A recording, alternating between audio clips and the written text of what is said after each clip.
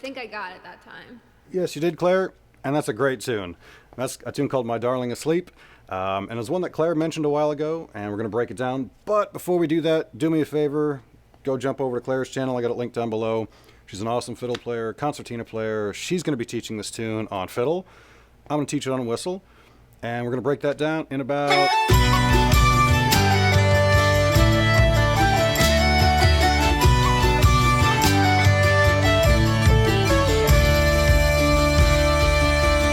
Did you do it already? Did you go subscribe to her channel? If not, one more chance, pop down below, check it out. That's Claire Shirey, awesome player who I have the great pleasure of playing in a band with, which is pretty cool. So she's going to teach this tune on fiddle. If you're interested in that, definitely check it out. And she's got all kinds of other cool videos. Spend a little time over there. She's got some great stuff to learn. In the meantime, we're going to break down this tune. Here's the basic melody for the A part of My Darling Asleep.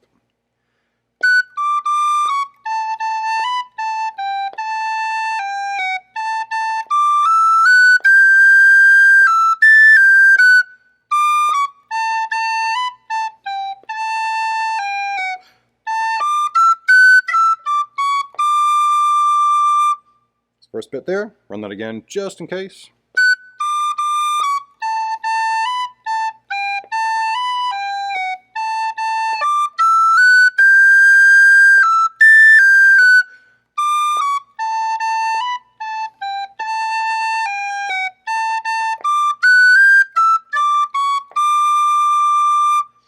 A couple of good long held notes, which hopefully has got the wheels turning for ornaments, which we'll get to shortly.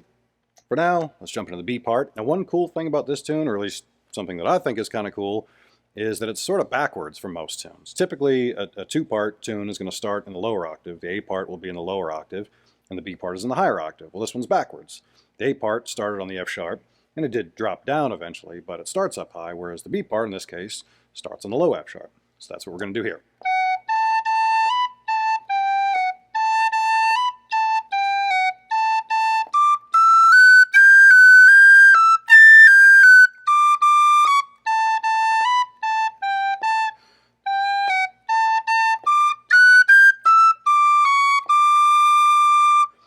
So if you notice, the whole second half of that, the B part, is the same as the A part, which hopefully will save you a bit of time when it comes to learning it. That being said, there's some options for variations, which we'll kind of dive into a little bit, but let's run that one more time, just in case.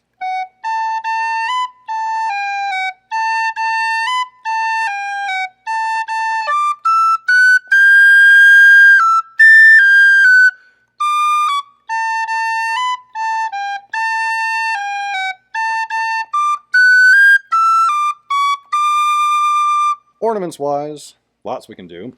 There's a lot of triplets, a lot of rolls, that kind of stuff. The A part starting on the F sharp, I usually just cut that. So again, basic melody just as a refresher. Kind of the beginning of it. So I would just do typically what I would do. So what I'm doing there is cutting that F sharp, tonguing the two Ds. You could cut that if you wanted to. And then I tend to slide that F sharp, at least on the whistle. It's a little trickier on the flute just because that angle is not ideal for that. But on the whistle, now what I do there is I'm cutting that B and then popping that A as I land on that, which is, you know, one of those that I've mentioned a few times. As you land, this gives it a bit of an extra punch, but it's effectively what I'm doing there. And then I'll either do a short roll on the A again as I come back to it, or you can just slide to it either way. Both of those I think sound pretty good. More often than not, when I come down to that F sharp, I'm doing that kind of double tap thing. That's when you just kind of have to hit pretty quickly if you're going to do it, or otherwise it sounds kind of overpowers it, I think. Just a bit too much. I think you could always just slide or do a crossing noise on it. As you're landing on it, just hit that E below it. I kind of like the double tap. That's just my thing. I kind of dig it. Again, another short roll on the A going back up the scale, which is where we're headed now. Don't really do anything on those except tightening them to separate the notes a little bit. Double tap on the G. And I tend to cut that high A. You can slide up to it, you can cut it. I like it, just punches that note. That bit is usually the same, and that's where you might mix things up. You know, maybe if you do a slide one time through, you do a cut the next time. Just see what, you know, what sounds good to you is what really matters here.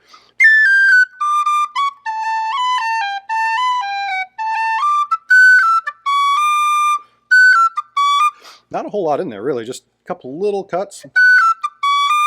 Now the B part, at least the beginning of the B part, is a repeating phrase. It runs through 2 or 3 times. And as you land, the lowest note in that phrase is the F sharp, and that's where I like to do that double tap thing. I pretty much hit those every time. Again, basic melody, just refresher.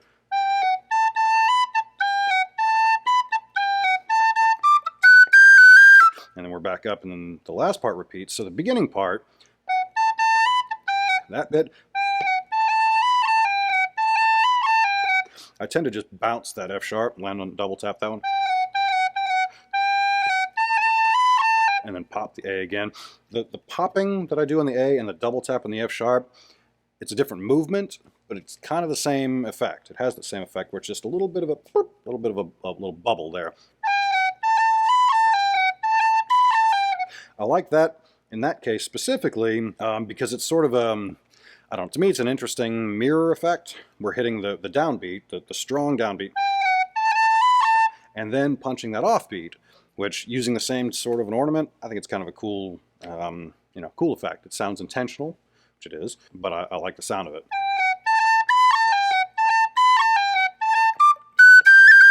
And that part is the same, just a good long roll on the G.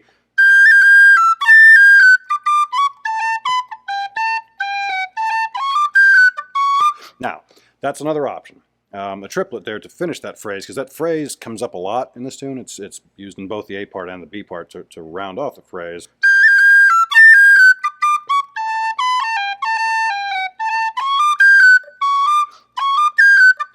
And that triplet, that's one of those just kind of cool things about the flute and the whistle, where you get that C natural in there, despite the fact this tune is in D.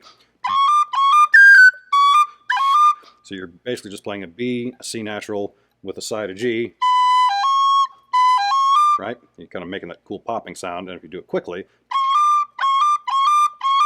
it's just a really neat rhythmic effect. And we're not too concerned about the fact that we're playing a C natural because it's so quick, the end user, the listener, isn't going to catch it. And it's really a rhythmic thing more than a melodic thing, which is why it works so well. Now you could do, instead of the double tap, you could do a crossing noise. I'm pretty sure I did that on the flute. Sometimes that has a bit more of a punchier sound than the double tap, and it's, you know, fun to mix it up.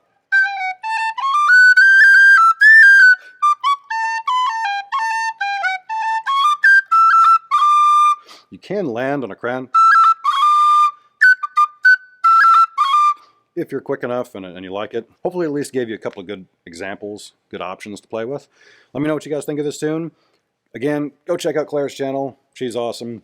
And particularly if you're interested in playing fiddle or concertina, she's got loads of stuff on her channel about that. She's going to be posting a tutorial on this same tune on the fiddle on her channel. Should be up now, I believe. Go check her out, go say hi, and be prepared to hear some pretty cool music. Otherwise, any questions, comments, holler at me down below, and I will see you all in the next one. Cheers!